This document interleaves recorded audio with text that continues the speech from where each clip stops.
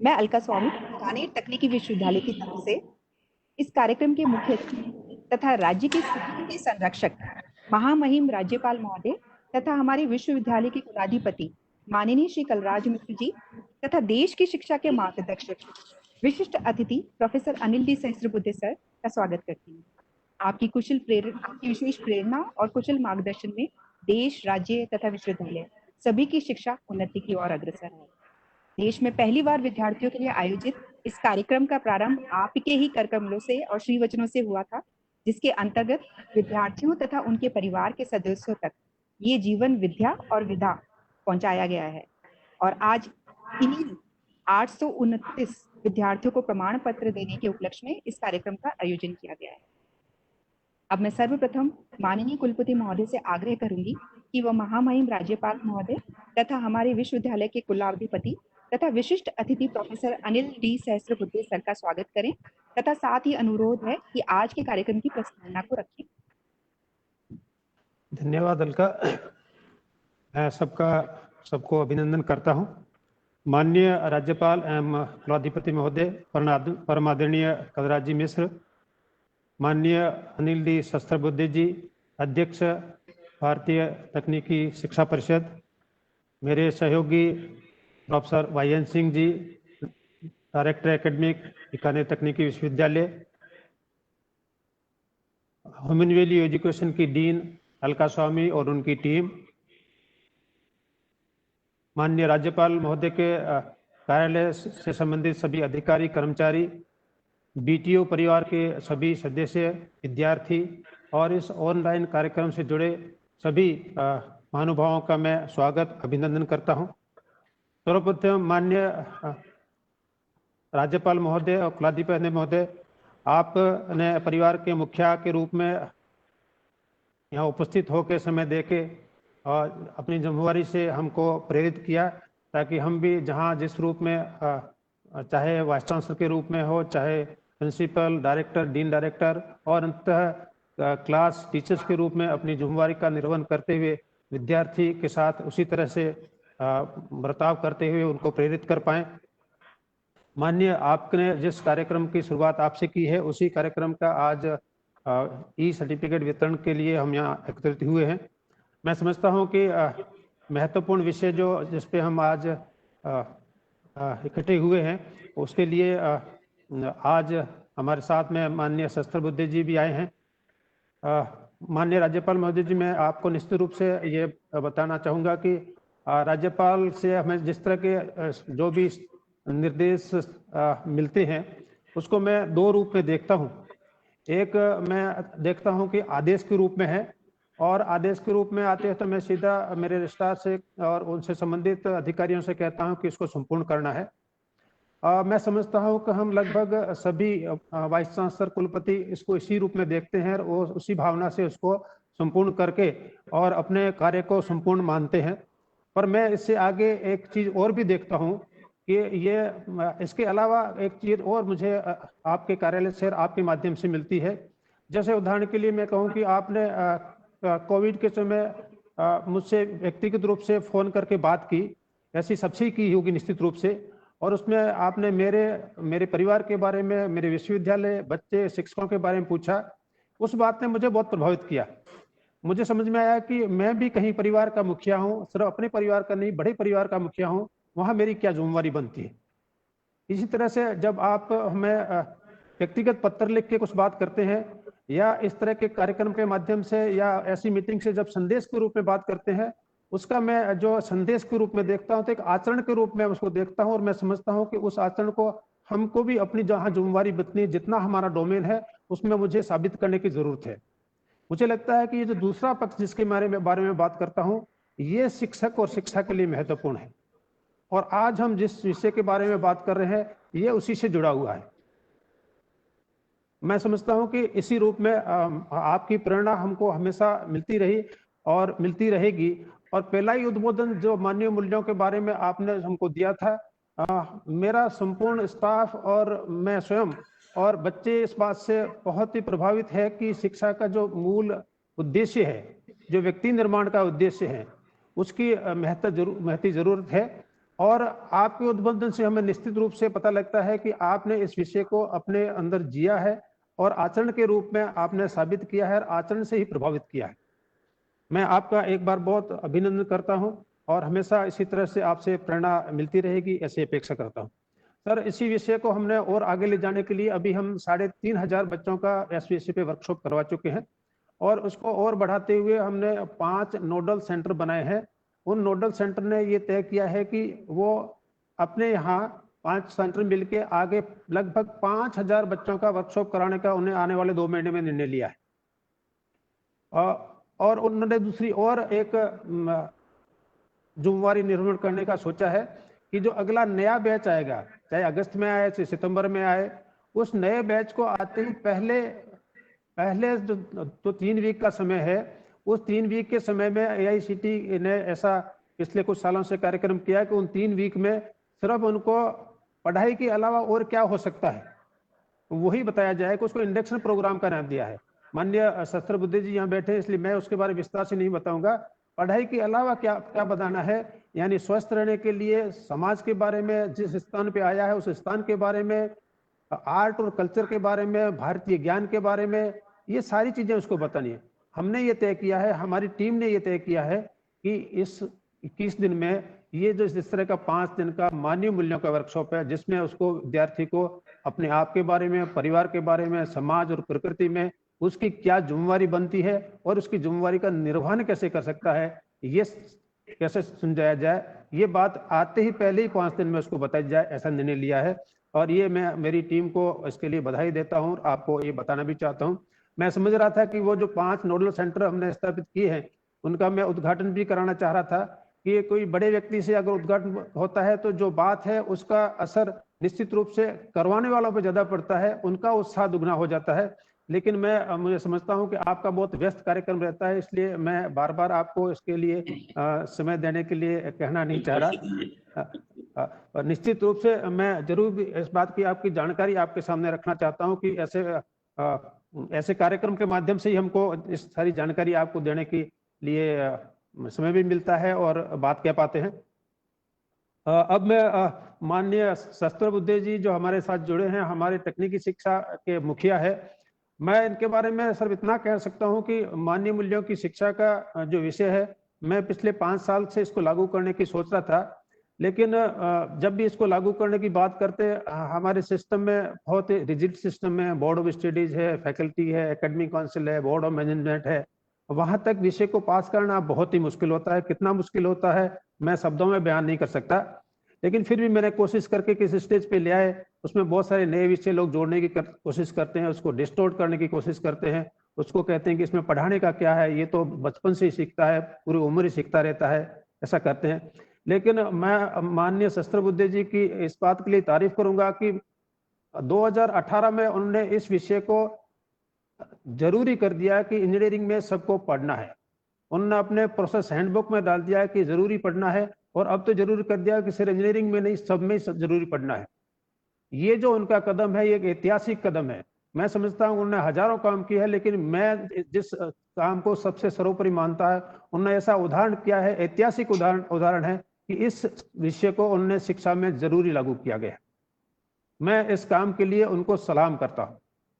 इससे भी आगे बढ़कर मैं माननीय कुलाधिपति को ये बताना चाहूंगा कि उन्होंने इस शस्त्र बुद्धे जी ने इस विषय को पूरे देश में लागू करने के लिए एक टीम बनाई है जो इस काम को लागू करने में लगी हुई है। मैं भी उस टीम का सदस्य हूं और मुझे ये बताते बहुत गर्वान्वित महसूस करता हूं माननीय कुलाधिपति, आपको भी बहुत इस बात से हर्ष होगा कि आपका अपना विश्वविद्यालय BTU बीकानेर टेक्निकल इंस्टीट्यूट पूरे सामर्थ्य के साथ में इस विषय को पूरे देश में कैसे लागू किया जा सकता है उसमें लगा हुआ है। माननीय शस्त्र बुद्धे जी का मैं और एक तारीफ करना चाहूंगा कि इस विषय की जानकारी उन्होंने पूरे देश में कैसे जा सकती है, उससे पहले उन्होंने खुद इस 5 दिन का वर्कशॉप किया। सिर्फ खुद नहीं, उनके जितने भी अफसर AICTE के उन सब ने इस 5 दिन का वर्कशॉप किया, और 5 दिन के वर्कशॉप के बाद में समझ में आया कि माना हम बहुत सी चीजें जानते हैं, लेकिन बहुत सी और चीजें भी जानने की जरूरत है। सिर्फ जानते हैं, मानते हैं, लेकिन उसको आचरण में कैसे लाया जा सकता है इसकी भी जरूरत है, उन्होंने महसूस किया। और इसके बाद वो वहीं नहीं रुके, देश में टेक्निकल यूनिवर्सिटी के जितने भी वाइस चांसलर है उन सबका 5 दिन का उन्होंने वर्कशॉप कराया, वो वहां भी नहीं रुके, उन्होंने देश में जितने भी लगभग 10,000 इंजीनियरिंग इंस्टीट्यूट है, 10,000 इंजीनियरिंग इंस्टीट्यूट के जो प्रिंसिपल, डीन, डायरेक्टर और सीनियर लोग हैं, उन सबका 5 दिन का ये वर्कशॉप कराया है। जिस तरह की वर्कशॉप के बारे में आज हम चर्चा कर रहे हैं और जो हमने विद्यार्थियों के लिए कराया, मैं इन सब कामों के लिए माननीय सहस्त्रबुद्धे जी को बहुत बहुत सादर प्रणाम करता हूं कि उन्होंने इस ऐतिहासिक विषय को वहां तक ले गया, और मैं उनसे अपेक्षा करता हूं कि वो इस विषय को कितना स्थापित कर दे कि आने वाला कोई भी व्यक्ति आए इसको डिगा नहीं पाए, हिला नहीं पाए। ऐसी मैं उनसे अपेक्षा करता हूं, और इसी के साथ मैं उनका एक बार बहुत स्वागत, अभिनंदन करता हूं। मैं थोड़ी सी इस विषय के बारे में माननीय चर्चा करना चाहूंगा। महात्मा गांधी जी से जब ये पूछा गया, लोगों पत्रकारों ने पूछा कि आपका जनमानस के लिए, जनता के लिए क्या संदेश है, उन्होंने कहा कि मेरा जीवन ही मेरा संदेश है, यानी मेरा आचरण, मेरे काम जो मैं करता हूं वही संदेश है। और आज जिस विषय के बारे में हम बात कर रहे हैं, ये विषय मानव का जो आचरण है, वो आचरण ही उसका संदेश है। और विशेषकर जब टीचर का आचरण ही विद्यार्थियों के लिए संदेश है, चाहे वो व्यक्ति के रूप में है, चाहे वो परिवार के रूप में है, चाहे समाज में करता है या प्रकृति में करता है। और हमारा जीवन का आयाम इतने इस स्तर में ही सारा इस 4 स्तर में ही सीमित है। मैं स्वयं हूं, मेरा परिवार है, और अगर मैं परिवार का एक्सटेंशन देखता हूं तो मेरा पड़ोसी मेरा परिवार है, मेरा मोहल्ला मेरा परिवार है, मेरा गांव मेरा परिवार है, देश मेरा परिवार है, और सारा संपूर्ण समाज मेरा परिवार है। और इस परिवार से आगे देखते हैं तो मानव से मानव परिवार है, और मानव से मानव की प्रकृति भी हमारा जीवन का ऐसा है। इन 4 स्तर पे हम कैसे जी सकते हैं, हमारी जिम्मेवारी क्या बनती है, अगर जिम्मेवारी को हम समझ पाते हैं और उसका निर्वहन कर देते हैं तो यही एक विषय है जो पढ़ाने का है। इसी बात को महात्मा गांधी जी ने उस समय कहा था। तो इसको तैयार करने के लिए, लागू करने के लिए निश्चित रूप से हमने लागू किया, तो मुझे एक चीज ध्यान में आई कि क्योंकि आचरण का विषय है तो इसमें भाषण देने से काम नहीं चलेगा। तो सबसे पहले मुझे ही इस विषय को करना पड़ेगा, मुझे ही इस कार्यशाला में जाने की जरूरत है। वो कहते हैं कि स्वर्ग में तो सभी जाना चाहते हैं, लेकिन स्वर्ग तो मरने के बाद मिलता है, तो मर के स्वर्ग देखना पड़ता है। तो मैं सबसे पहले इस कार्यशाला को करके आया IIT कानपुर में, और मेरे डीन भी भयन सिंह जी जो मेरे साथ बैठे हैं, ये भी रहे वहां पे। 8 दिन का कार्यशाला थी, 8 दिन की सुबह 9 से लेकर 6 बजे तक, और उस 8 दिन में सिर्फ इन 4 विषयों पर चर्चा होती है, तर्क के आधार पर कि मैं क्या हूं, मेरा परिवार में मेरी जिम्मेवारी क्या है, मेरी समाज में जिम्मेवारी क्या है, प्रकृति के साथ जिम्मेवारी क्या है, और मैं उसके साथ जी कैसे सकता हूं, जी की कैसे साबित कर सकता हूं, इसी विषय को बताया जाता है तर्क के आधार पर। और जब मैं करके आया तो मुझे लगा कि अब मैं मेरे शिक्षकों को इसके लिए प्रभावित कर सकता हूं कि उनको भी इस कार्यशाला से निकलना है। सबसे पहले मैंने हमारे सारे शिक्षक जो जिस महाविद्यालय मेरा संगठक कॉलेज है, उन्होंने इस विषय को किया, 8 दिन की कार्यशाला की, और उस सिलसिले को जारी रखते हुए मुझे 2 साल हुए, विश्वविद्यालय को खुले भी 2 साल हुए। 2 साल में 450 टीचर्स की इस तरह की कार्यशाला से निकले हैं, और पूरे आधा राज्य को कवर करता। आधा राज्य में कहीं भी ऐसा महाविद्यालय नहीं है जहां इस विषय को पढ़ाने वाला शिक्षक इस 8 दिन की कार्यशाला से नहीं निकला हो। और आज जिस वर्कशॉप की हम बात कर रहे हैं माननीय, ये तो एक अपने आप में देश में पहला ही उदाहरण है जब विद्यार्थियों के लिए वर्कशॉप किया गया हो। और मैं समझता हूं कि ये 5 दिन का वर्कशॉप हर विद्यार्थी के लिए, और अब तो 3500 विद्यार्थियों का वर्कशॉप करा चुके।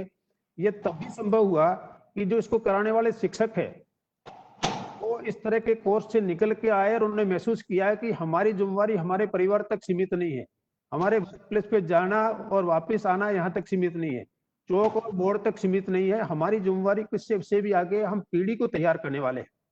इसी जिम्मेवारी को ध्यान में रखते हुए कोविड के समय में जब सभी लोग अपने घरों में थे, अपने परिवार के साथ थे, इनकी टीम ने घर के अंदर रहते हुए हमेशा 8 से 10 घंटे की तैयारी के साथ कम से कम 25 लोगों की टीम ने तैयारी के साथ में इन बच्चों का वर्कशॉप किया। मैं उनसे इतना प्रभावित हूं, उनको मैं शब्दों में बयान नहीं कर सकता। और मैं समझता हूं कि ये तभी हुआ कि उन सभी टीचर्स ने इस वर्कशॉप को किया हुआ था। उन्होंने 1 लेवल का नहीं, इससे हायर 2 लेवल का वर्कशॉप किया हुआ था, तभी ये संभव हो पाया। तो मैं समझता हूं कि ये जो वर्कशॉप है ये हर टीचर के लिए होना चाहिए, चाहे वो मानवीय मूल्यों की शिक्षा देता हो, चाहे कुछ भी पढ़ाता हो, चाहे इंजीनियरिंग में पढ़ाता हो, चाहे आर्ट्स में पढ़ाता हो, चाहे कॉमर्स में पढ़ाता हो। इस टीचर को उसका व्यवहार ही बच्चों को प्रभावित करता है। उस व्यवहार को जानने के लिए इन 4 स्तर पे उसकी क्या जिम्मेवारी बनती है, उसको सीखने की जरूरत है। ऐसा मेरा व्यक्तिगत अनुभव है, ये मैं आपके सामने रखना चाहता हूँ।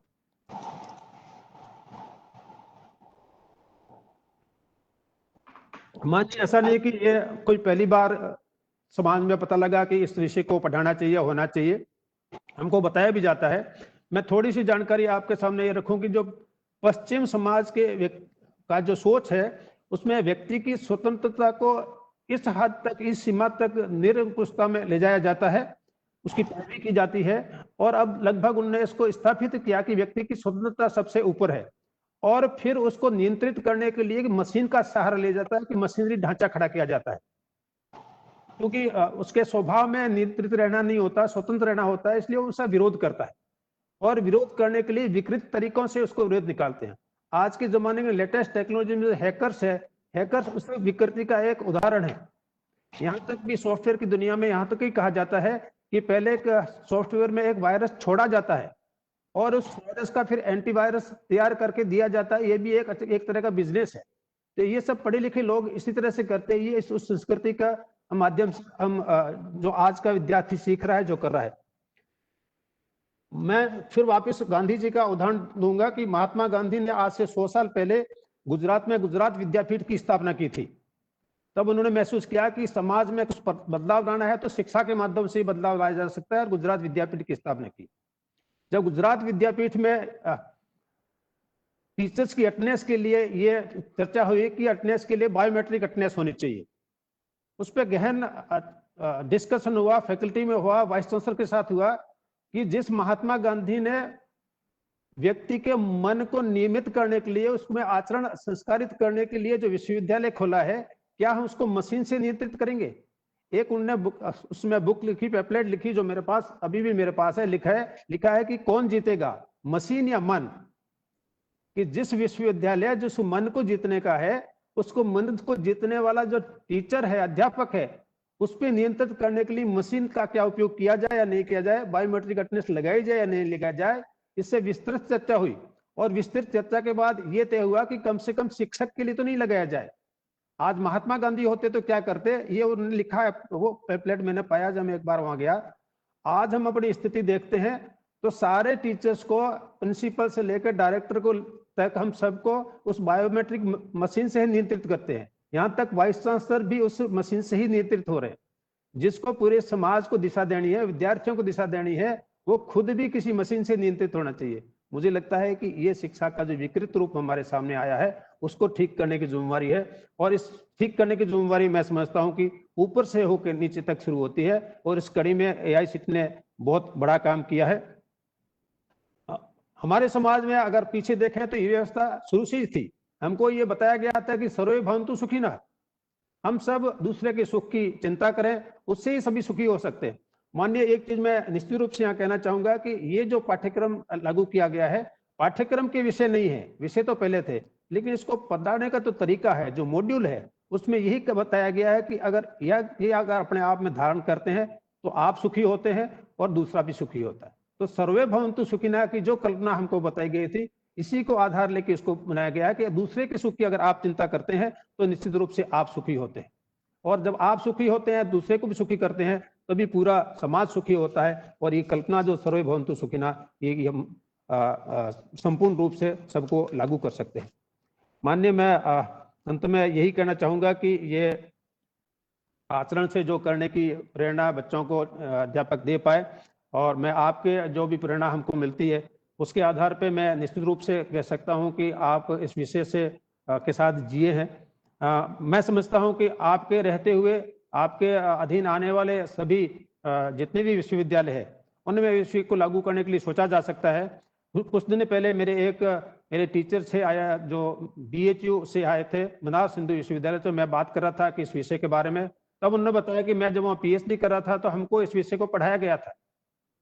ये जब मुझे पता लगा कि मुझे लगा कि अच्छे जो विश्वविद्यालय है, जिसको हम अच्छा कह सकते हैं, तो अच्छा इंफ्रास्ट्रक्चर से तो अच्छे तो बहुत से विद्यालय हो गए, लेकिन मनुष्य निर्माण करने की जो प्रयोगशाला है वो कौन अच्छा कर पा रहे हैं।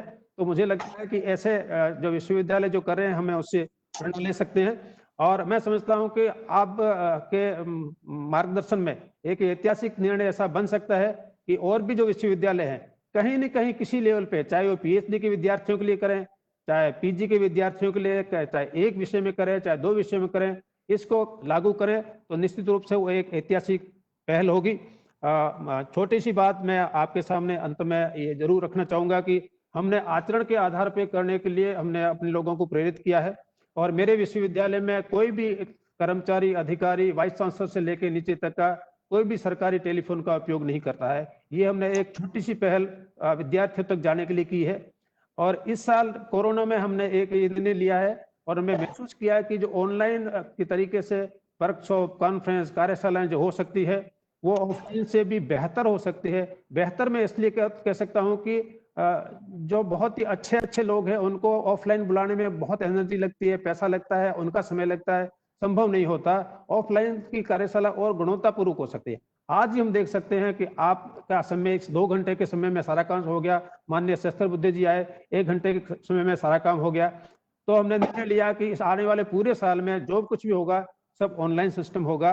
मैं समझता हूं कि मीटिंग नಲ್ಲಿದ್ದೇನೆ ಸ್ವಲ್ಪ हमको इस बारे में हमेशा से शिक्षा मिली है, हमारे समाज से शिक्षा मिली है। और समाज ने जो थोड़ा सा रूप बदला है कि हम इंफ्रास्ट्रक्चर डेवलपमेंट को ही डेवलप करने लगे हैं, जीडीपी से डेवलपमेंट को नापने लगे हैं। भूटान जैसा छोटा सा देश वो नेशनल ग्रोथ हैप्पीनेस के रूप में अपनी देश की प्रगति को नापता है कि हमारे देश में तलाक के केस बढ़ रहे हैं, घटने हैं, बलात्कार बढ़ रहे हैं, घटने हैं। सामाजिक आधार पे नापता है। मुझे लगता है कि सामाजिक आधार पे हमको भी नापने की जरूरत है। और इस जो भौतिकवाद के युग में अंत में मैं इतना ही कहना चाहूंगा कि ये सब चारों तरफ निर्माणों का युग है, चारों तरफ निर्माण हो रहे हैं। तो निर्माणों के पावन युग में हम चरित्र निर्माण न भूलें। निर्माणों के पावन युग में हम चरित्र निर्माण न भूलें, प्राणी का उपकार न भूलें, वसुधा का कल्याण न भूलें, हम चरित्र निर्माण न भूलें। जय हिंद। हल्का जी सर।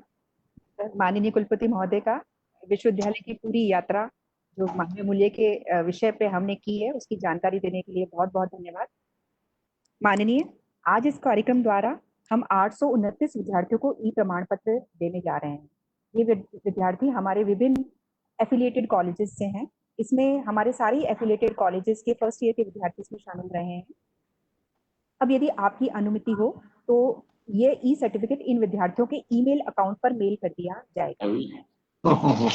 अनुमति जी सर।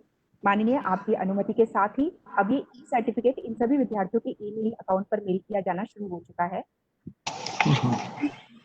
माननीय, इस ई सर्टिफिकेट में विद्यार्थियों के को भविष्य में भी इस विषय से अपना समझने बनाए रखने के लिए इसमें ऑनलाइन रिसोर्स के सारे लिंक दिए गए हैं। और माननीय, आज आपके द्वारा आपके कर कमलों से ये ई प्रमाण पत्र पाकर हमारे विद्यार्थी बहुत गौरवान्वित महसूस कर रहे होंगे तथा इस विषय पर आपकी सहमति उनके मन में इस विषय को और गहराई से समझने की प्रेरणा तथा आपके व्यक्तित्व की सरलता उन्हें इसे जीवन में उतारने की निष्ठा भी देगी, ऐसा मेरा पूरा विश्वास है।